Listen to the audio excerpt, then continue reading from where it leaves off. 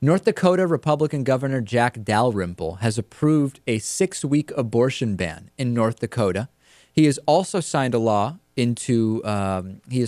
measure into law that would make it a crime to do an abortion, to procure an abortion because of genetic defects such as Down syndrome. These are now being considered the toughest abortion restrictions in the country. Now, minutes after Jack Dalrymple signed 3 abortion measures, a ton of donations started going into the state's one abortion clinic. This is the Red River Women's Clinic in Fargo. And we have a number of different factors at play here. One of them is epic hypocrisy, which I'll tell you about in a second.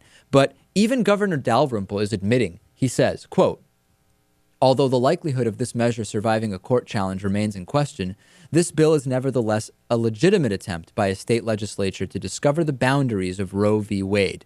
He realizes this is not going to fly. This will be appealed and most likely overturned. That doesn't matter to him. He still thinks this is a good use of time and of state money. Okay, fair enough. But let's go further. What is the hypocrisy? The hypocrisy is, number one, abortion is legal, and while it is to say it is freely available or accessible is a little bit of a stretch given the fact that there's only one abortion clinic in North Dakota. It is a procedure that is both legal and available.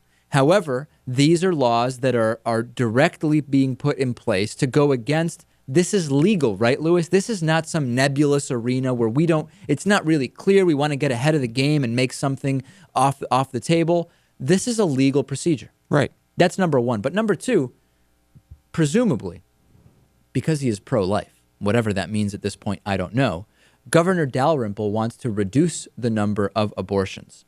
Okay. 2 years ago, North Dakota schools approved abstinence-only sex education for North Dakota.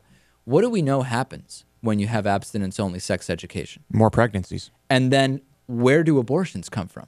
Back alleys. No, I'm saying, in other words, more pregnancies is what leads to more abortions, Right. statistically speaking. What's that, Natan? No, just unintended pregnancies lead to abortions. Unintended pregnancies, certainly. No, and the types of pregnancies you get specifically by teaching abstinence-only education are what leads to abortion. So complete hypocrisy from Governor Dalrymple, disgusting bill, and I think that hopefully, I mean, I don't want to overstate the case, but I'm optimistic that this is not going to fly, Lewis.